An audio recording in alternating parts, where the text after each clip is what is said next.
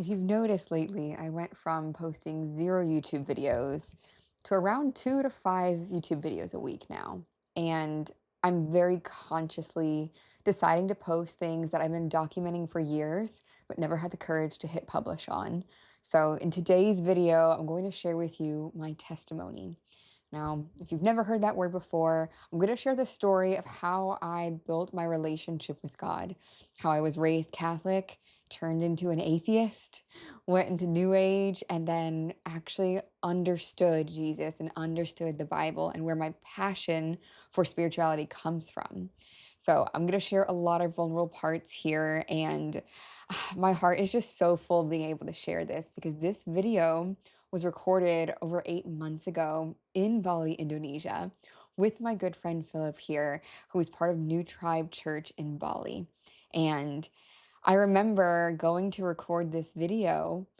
It was raining that day. I was running late. I took a wrong turn in traffic. If you've been there, you know what driving on a motorcycle is like. It's a little bit crazy, especially in the rain. And I remember pulling into the driveway, and my bike had totally flipped, and I crashed my bike in the driveway basically because there was moss on the pavement that made it slippery. So my whole bike just slipped sideways. I smashed in my knee, I'm like bleeding. My pants are destroyed. They turned black. I'm not even wearing my own pants in this video. And we also had so many tech challenges recording this. So I know it's powerful. I know there's so much to share. And it is my great honor to share my testimony just to show you how far God has taken me, how even when I turned my back on God, He did not turn His back on me. And it's just so beautiful to be able to share this now. So this is going to be a bit in interview style. There's a lot to take away from this. And if you're curious about how to start reading scripture, I would love to invite you on the journey. Go ahead and hit subscribe. I'll share some videos from Bible studies, and I'm always here to answer your questions in the comments as well. Enjoy. Hey. Hey Tiffany, welcome and thank you for being open to share your testimony and things that you learned throughout your life. I've heard you've been through a lot, and I really appreciate when people want to help others through their stories. So I'm really looking forward to hear your story, as I didn't know that much. So yeah, tell us about yourself. I'm excited to share.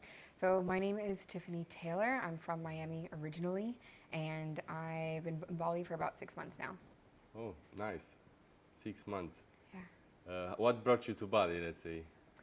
God brought me to Bali. It's funny, I came to Bali 5 years ago, and I swore I would never come back to Bali because I had a bad experience. And I moved to Thailand 6 months ago, maybe 8 months ago.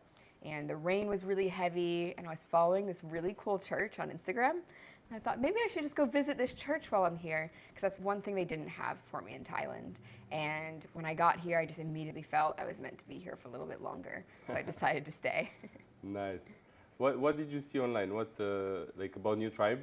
Right. So I've been following New Tribe now for about a year and a half on Instagram. So before they were even at Atlas, and it must have been some from one of these viral reels. And I can laugh now because I remember I took a screenshot of one of these reels and I put it on my vision board. And I thought, wow, how cool it would be to start a movement like that in Thailand. Not thinking I would Wow. ever end up here. No way, that's so crazy. I didn't know about this. That's insane. Like yeah, the New Tribe grew a lot with Instagram, and we had a few viral videos that kind of like got a lot of people from Europe even to know about what's happening in Bali. That's amazing. But tell us about your upbringing, like the beginning of your life, let's say. Yeah. So I grew up from a broken family. Parents were divorced. They divorced when I was about 2 weeks old. So when I was 2 weeks old, my dad left the picture and then came back a year later. And things are pretty volatile, I would say. My parents were at war in the courts for 14 years. Wow. And so from the child's perspective, it felt like I was just a pawn in the middle with two people fighting, and it was this constant tug of war. I was constantly in a state of anxiety and fear. Abuse was in the picture as well. There was a lot of emotional manipulation and abuse that was taking place. And so growing up, I really struggled with anxiety, with self-worth. I remember my mom thought in school I was underperforming. The teachers were worried about me because they actually thought you know, she might be a slower child that needs to go in the grade below or a special class. And so she had me tested. And what they found in that testing was I was actually way far advanced in education. At third grade, I was actually reading at a seventh grade level. Wow. So it wasn't that, but the anxiety and the perfectionism that was showing up from a constant feeling of not feeling good enough was causing me to be so slow that I wouldn't even turn my assignment in on the first go around. So what I would do is I would get an assignment, I would finish it, I would look around the room and think, I made a mistake, this isn't good enough, everyone else is still working, and maybe my T is a little slanted, so I'm gonna erase the whole assignment and put it back together before I turned it in. Wow, that's so interesting. Yeah. How bad can some things that, like, nowadays people think, okay, we're just gonna divorce, and uh, they don't really think about the consequences. And I was talking with a friend the other day, it's so easy, everyone just gets divorced, and they really don't think it's how much more it involves, actually, not just that, like the future generation after all. And I'm sorry to hear that this affected you even at school. Well, I'll add to that too, and I'll say it's not just divorce here, because the root cause would be, should that have even been a marriage?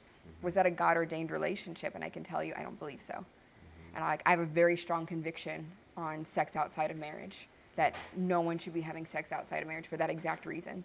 There's been so many other reasons I have that conviction too, but my parents were roommates. So they were living together before marriage. They didn't know each other well enough. They weren't already committed to each other before having me. So that was the root cause that then caused all of these generational challenges to show up. My grandmother was very traditional. So what does that mean? When my mom was pregnant, my grandmother told her, if you do not get married, I will not support you or help you at all with this child. So my mom felt that she was forced into the marriage. So it was not good from the start.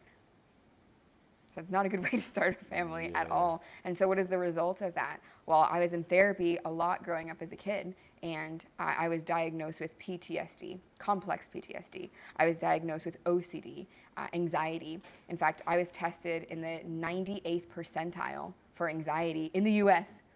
That means if anyone tested, there was only 2% of the population that had higher anxiety than I did at the time. Wow. I developed trichotillomania, which is another stress disorder. I have ADHD as well. All of these disorders started lining up. What does that turn into? Depression. What did that turn into? Suicidal thoughts, cutting myself. There were so many issues that stemmed out of this. Wow, this is crazy. Yeah, and it all started with bad decisions, practically. Bad decisions. Exactly. So how did you, how old were you when these things started to affect you? Before I could speak, I have memories, I have abusive memories, like traumatic memories from before I was able to speak. And so as I was learning words as a child around 2, I was able to then, oh, this is the word to describe the memory I had before I could talk, Mom. And so it started very young. I started seeing a therapist before I could speak for this. So around the age of 2, I would say, is when some of these started showing up. And then just kind of added on from there. Like 2, I had OCD and trichotillomania.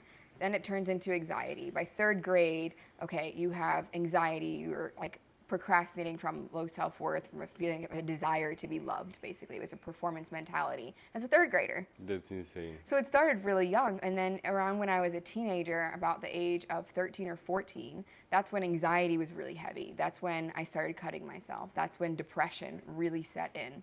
And it just kind of got worse from there until there was a huge turning point and things got better. What were you feeling those moments? Were you blaming it on God or like your parents, or what was your feeling about this? I was very angry at God. To the point when I was a teenager, I said I didn't believe in God. And so my reasoning was this: how could there be a God that's loving, that would, if he loved me, how would he allow me to go through all of these things I've had? I am a kid. I can't change this. I can't change my life, my parents. I can't escape this. I can't just run away and take care of myself. I'm forced and stuck with this until I'm 18. How could there possibly be a God that would allow this? There's just no way. And if there is a God that allowed this, then I don't trust that at all. So that was my mentality until I was about 18, when I would have said I'm fully atheist at that point. Wow. So how did that perspective over God changed? There's just too many coincidences, I would say. God leaves his fingerprints everywhere, but you have to be willing to look at them. And it's so easy to brush them off and say that was a coincidence. But at some point in life, you have to say there's too many coincidences for this to be a chance. The probability is too low for this to have taken place. And so I was able to trace that. I always would say I felt God's presence with me through my hardest moments. So I was able to recognize that, but I was so angry that out of my anger, I just said, you know what, I don't believe you exist. And I basically renounced God for that. But do you really think was God capable of doing something, or was he in control of your situation? How do you see that now? How do I see that now? I think God is absolutely loving and he will make the best of any situation. But at the end of the day, we are born into sin, into a broken world, and there is free will. So things will happen, and there's no promise that Christian or not Christian that you're not going to go through trials and tribulations in life. There's no promise on that. But there is promise that Jesus is with you through every part of the process. Exactly. So I can look back and see who was praying for me at that time. I can look back and see how my life was saved. Anytime I've tried to end my life, there was some crazy thing that took place, and then I didn't. He has saved me out of so many situations. I was so divinely guided and protected, even to the point when I would travel, I would just get a gut feeling to leave a city. And then a day to 3 days later, there would be a bomb going off in that city. And it happened like 3 cities in a row. So there were so many of these times where I felt like my life was spared. And I knew there had to be a bigger purpose. And it just became more and more clear as I got older. That's amazing. What can you tell us about first time when you encountered God, and how did you experience God? First time I encountered God, I have some supernatural gifting, which made me feel very rejected by religion because I felt like there wasn't a place for it. So before I encountered God, I was able to see angelic beings, I was able to see demons, and I was terrified. And so out of fear, I wanted to close down those gifts. I didn't understand the concept of God and how it relates to anything supernatural. I thought those were two separate things entirely. So I would say the first time I felt God's presence would have been when I was a child. My mom would say she would see me holding up my arms as a child as if someone was about to pick me up. It was like, my mom said it had to be an angel because I was happy and excited. There were times I was terrified too, so obviously those weren't angels. But as a child, I already had this sensitivity. As a teenager, there were some weird things that took place too. I remember there was a time my mom walked in on me in the living room, and I'm basically postured up on the couch, sitting perfectly forward ahead, eyes up at the ceiling, no TV, no music, and I'm just staring like this in a meditative state with my eyes open. And she walks up to me and says, "Tiffany, what are you doing?" And I said, "Mom, I can't talk right now." And she's like, "Why can't you talk right now?" I was like, I'm getting a download right now. She goes, "What are you downloading?" I was like, "Mom, I'll tell you later." I was like, okay, this is weird. Like, what child does this? I was probably 14 years old at the time. And she asked me, "What was that about?" I was like, "Mom, I don't know how to explain it, but I feel like I just downloaded computer files that are locked, and a certain event needs to take place in order for me to understand later what the files are. Almost like I'm going to have an experience, and it's going to awaken something or unlock something, and then I'll get access to the files." So my mom's thinking, this is crazy. This is so weird. And it made sense later on. God showed me what my future looked like. He showed me what the apartment looked like. He showed me what the lifestyle looked like. He showed me visions of traveling around the world at a time when I had no ambition or interest in travel at all. I was perfectly fine to never leave the States. And so I saw all of this, and I was like, that's crazy. I'm not interested in any of that. And then he fulfilled it after. So those are some of the most powerful first encounters I've had with God. Mm-hmm. That's so interesting. So was that when you started getting to accept God? Because you said that 18th you were already an atheist, right? Mm-hmm. So how did that turning point change from an atheist to actually trying to understand God, trying to get to know God? So until I was 18, I would have said of atheist. This weird thing happened on my 18th birthday, and my mom is definitely a big support in this. I decided to forgive my father. Wow. For everything from the past after I hadn't spoken to him in about 4 years. So after my 18th birthday, I called him and I wanted to rekindle the relationship. I didn't want to hold unforgiveness. I wanted to have a healthy, positive relationship with my father as an adult, and I made an initiation to go ahead and make that a reality. So letting go of the unforgiveness was super helpful. Having to let go of anger and process that out was also a huge help. So I didn't have as much of a block there. But when I was 19, or we'll say when I was 18, I had been accepted to a top 5 university for economics and finance in Italy. And so my dream became to move to Italy. I was accepted in this university. I was the only American to be accepted. This is an extremely prestigious university. They're partnered with Harvard. And it was my dream to go. And everything told me, you're not supposed to go to Italy. I just knew that it wasn't God's plan. And so I had that feeling, and then I would get confirmation after confirmation, you're not going to Italy. And so this is where spirit of rebellion came up, because I didn't know God or his character. I had some encounters, but I didn't understand who he was. I certainly didn't know anything about Jesus at the time. And I was like, well, if I have free will, I can do whatever I want. You're not going to get in my way of going to Italy. You gave me free will. And so at least I had that concept in my mind. I'm going to Italy, and I'm going to make it happen. You're not going to stop me, right? So like I had this energy. I was a fighter when I was 18. So I tried to force it, regardless of everything going wrong. When I say everything, there comes a point when so many things go wrong in a row that there has to be something spiritual behind it, that there's that many things going wrong. I mean, everything. A magnet flying off my fridge from Milan that shattered on the floor. No one was in the kitchen when that happened. The Italian consulate losing my passport, my social security cards. They lost all of my paperwork and translations, not once but twice. There was a delay in the mail so that my paperwork didn't get to me, so that I missed the first flight to Milan. I mean, everything going wrong. And I was frustrated to the point that even though I was more on the atheist side, I recognized this was spiritual. And I remember crying out to God on my couch when I was alone one day, and I was like, God, I'm so frustrated right now. I don't understand what you want for my life. Am I going, and at the time, I had applied for a university in Miami, and I applied for a university in Milan, and I was living in Atlanta. I was like, God, can you just show me the future? Just show me, where am I going to live? Do you want me to go to Miami, or do you want me to go to Italy? And there was such, it wasn't even a question of affirmation. There was so much emotion behind my cry out to God that I was immediately dropped into a vision. So I'm sitting on my couch in my living room, and I just get vision of this kind of like a photo album. And it's flipping really fast. It's a thick photo album, and I'm just seeing all of these different pictures. I'm seeing pictures of cities I didn't know existed. Definitely, I could tell it was probably Europe. All these foreign lands, and I'm like, what is going on? And then it gets towards the end of the photo book, and now I'm seeing pictures of temples.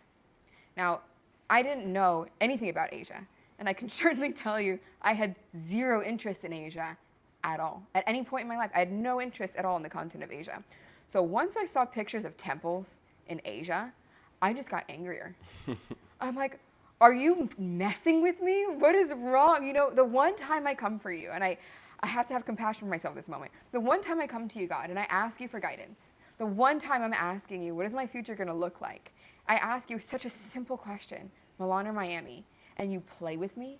You give me pictures of not even one city, but dozens of cities around the world, and then you just throw it in my face and you show me a picture of a temple. Like, I'm a teenager, right? So, what are you doing?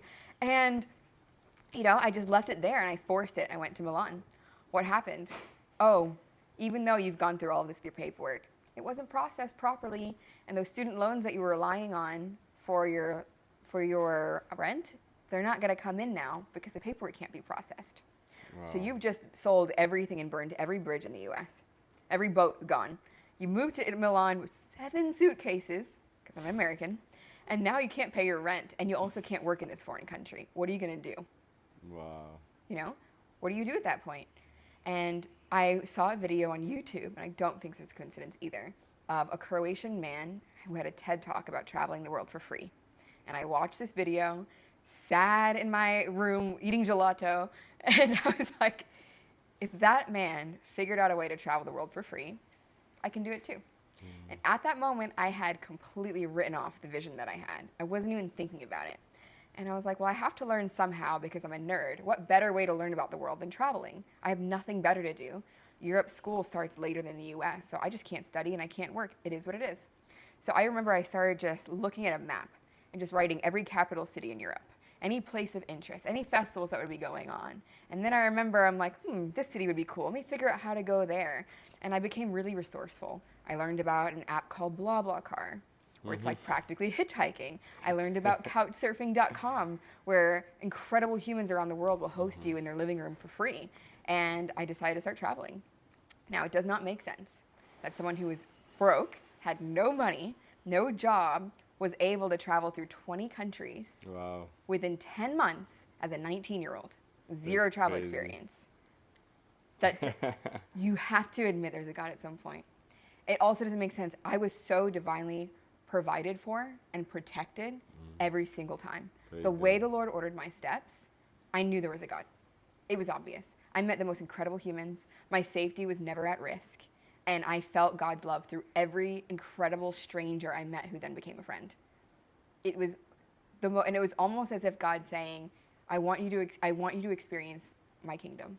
I want you to see what my territory is like. I want you to experience this.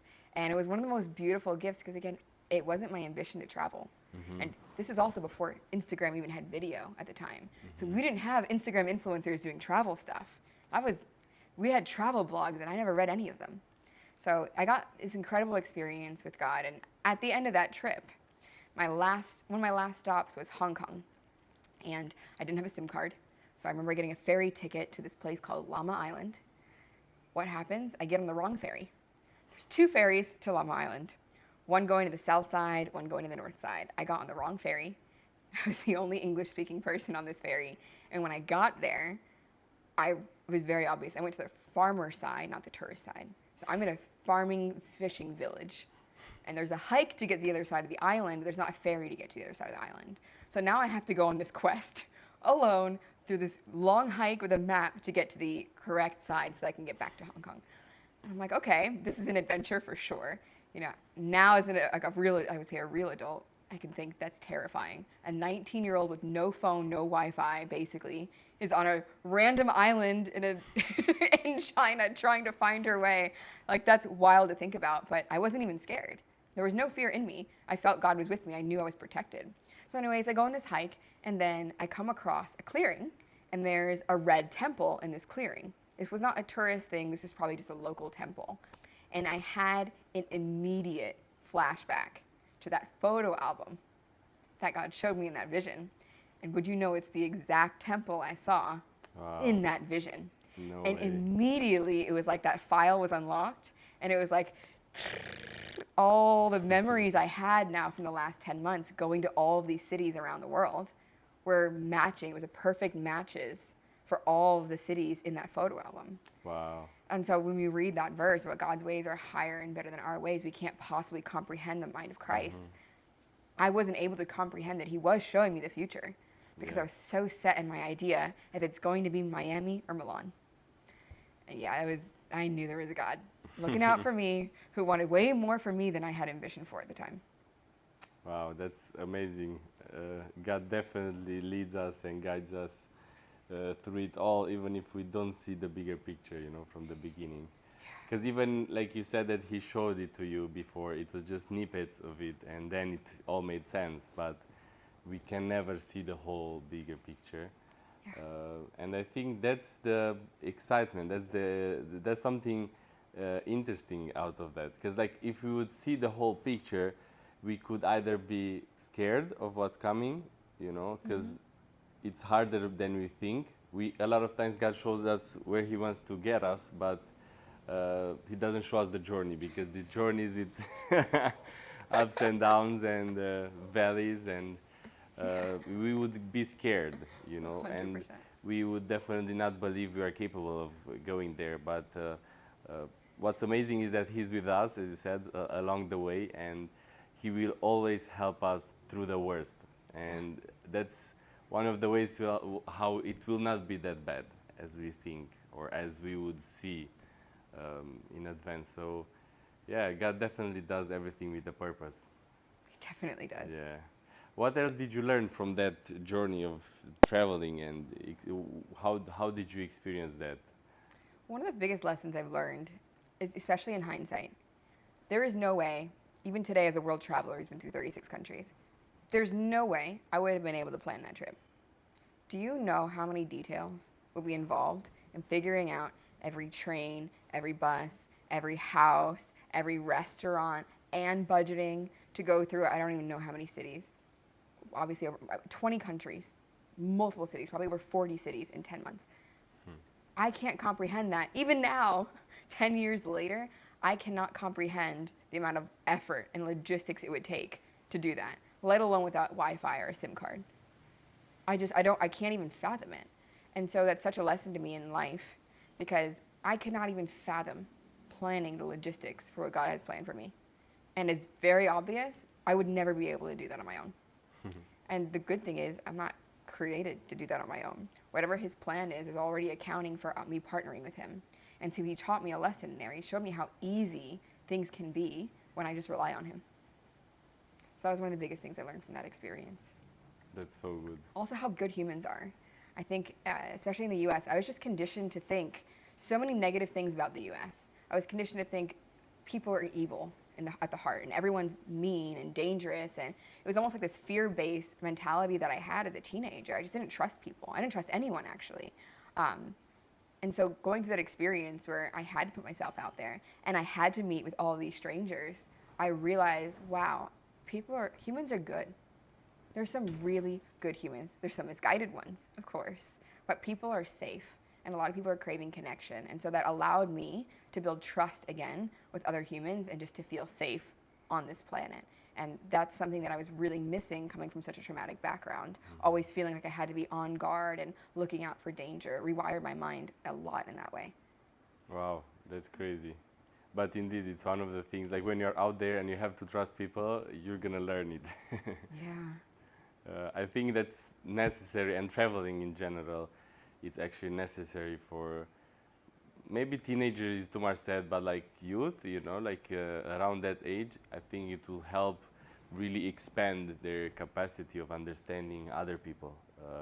I think you can start being more compassionate and more loving with others, and see you're not the only one, because a lot of times growing up, everything evolves around you, and then you realize, oops, wait a second, I'm one little drop in such a big lake, of people and of like experiences and situations and so on. And I truly believe traveling is rich. It's So rich. what being rich means actually. And it comes with such a responsibility as Yeah. well. So here I was as a 19-year-old or a 20-year-old at the time, thinking, wow, what a beautiful gift. I'm just going to have all these great experiences. And I thought it might be about me. And 10 years later, it's so obvious how he's using all of those travels and all of that experience now to support the purpose that he had for me in ministry. At Bible study last night, there was probably 10 different backgrounds, people speaking at least 12 different languages in the room. And I was able to connect with each individual person because I already had friends there, I had experience there, I had connections there. So it was allowing me to be able to relate to where that person was coming from and really meet them where they're at. That's so nice. So now you are doing a Bible study and your life changed drastically for sure. I truly believe that your travel experience helped you in that and changed your mindset. But tell us how are you living today? What is your life look like today, and how is your relationship with God? Yeah. So for 7 years, I was attending a church, and I would have called myself a Christian because I went to church on Sundays. And I was what they call a carnal Christian because I had never read the Bible on my own. I didn't know anyone else who had read the Bible. I was never encouraged to. I just thought people don't really do that anymore. And being Christian just means going to church. Until I really felt in my spirit that it was time to get baptized. And so when I was baptized about 2 years ago now, it was such a supernatural experience that took place. There's something they repeat over and over again at this mega church that I went to, that it's an outward expression of an inward decision. It's just something you do as a formality. And through reading scripture, I understand now it's something that we were commanded to do. We were told to. It's an act of obedience. And there's a supernatural transaction that takes place there. So the way my spiritual eyes were opened at that point, I became new creation. And the best way I can describe it, it was like a compulsion to absorb scripture, to consume the word, to go deep dive and study. And I very quickly went from being like everyone else at church to being the radical, crazy Christian who tells everyone not to do yoga. To where I'm losing friends at church now because, well, Tiffany's reading the Bible and she's one of those crazy Christians. And I was okay with it because I understood I was seeing truth, and my spiritual eyes were opened. So I went on this really deep dive journey to where I was like, wait, who is Jesus? I'm going to church all these years. I actually don't know. What does the Bible actually say? I had all these limiting beliefs in my mind that it's too hard to read the Bible. I'm not going to understand it. No one will ever understand it. The book is too big to get through. It takes too much time. And so I never tried. And then I felt really convicted one day. I need to go on my own and learn this. I was like, I consider myself smart. I can figure this out. I started with the King James Version. So I really struggled in the beginning. But once I was reading, I was shocked because there was so much that I maybe have heard before, but I didn't understand the context for it. And there were so many things I read, especially in the New Testament, that I had never in my life heard before in 7 years going to a church. And I was hurt and upset. I was like, why haven't I heard this before? Of course, I have to take accountability here and say what was my responsibility to read scripture. At the same time, how in all those years would I have not known these things? So it really became a mission for me to help other people. I'm like, read scripture. It's so exciting. It's the best book you'll ever read. It is the adventure of a lifetime. You can read it every time and you'll read something different. You can get a group of 20 people in the room to read the same paragraph and everyone will take something different from it. It is such an experience. It's a spiritual experience. It's an intellectual experience. And it's a transformational experience, really. So very quickly, I became passionate about reading and having these deep intellectual discussions about it as well. Next thing you know, I look around and people are asking me for questions. I'm like, how did that happen? And God just starts, nudging me gently. I need you to start talking to people about this. And I remember the day he tells me, I need you to start a Bible study. Whoa, what do you mean? I haven't even read the Bible yet. I'm not qualified. It's the enemy, right? The accuser. You're not qualified to lead a Bible study. Well, God's the one who qualifies people. And me feeling ready is not truth, it's a feeling, right? God said I'm ready because he told me to very clearly. So I started hosting a women's Bible study online, and that was such a transformative experience for me as well. Leading before I was ready. God was right in the end, shocking, right? I actually was ready to lead this Bible study, and I watched so many testimonies. It has taught me so much about leadership, about showing up consistently, even when you don't feel like it, even when you don't feel ready, even when you're going through the lowest of lows in life and consistently showing up and being there through that. It changes you on the inside. Seeing prayer requests turn into praise reports consistently over the course of weeks from so many individuals around the world. That is such a spiritual formation experience for me as well. So I became very strong in my faith, going through this leadership process, going deeper, actually getting to the point where I read the Bible all the way through, getting to the point where now I'm the person praying for people. I never saw that coming. I still laugh because 3 years ago, if you would have told me, Tiffany, you're going to read the Bible and be teaching people on it, I would have laughed. I was the prodigal daughter. I went very far from God. I lived a very ungodly life with terrible sin patterns. I would have never thought that I had even a chance at being healed. I would have never thought I could be changed into a holy person. Only 3 years ago. 3 years ago, if you told me, there's no way. even 2 years ago, the day I was baptized, there's no way I would have guessed that I would have been here. Why wouldn't I have assumed that? Because I did not yet have the revelation of the transformative power of Jesus Christ. I did not understand how what he did on the cross applied to me. I didn't know I could be redeemed. I thought I was stuck that way. And so it was the experience of reading scripture and understanding the truth about transformation, understanding the truth about being a new creation, understanding the truth about dying to yourself, and then seeing my transformation and so many other people's over time that I realized, okay, I've actually changed. And if I, of all people, can go from where I was in the world to where I am now in Christ. We were recording this video for about an hour in person, and something happened halfway through where the camera turned off and we didn't know it. And so we had continued the conversation and the interview past this point, but none of it was filmed.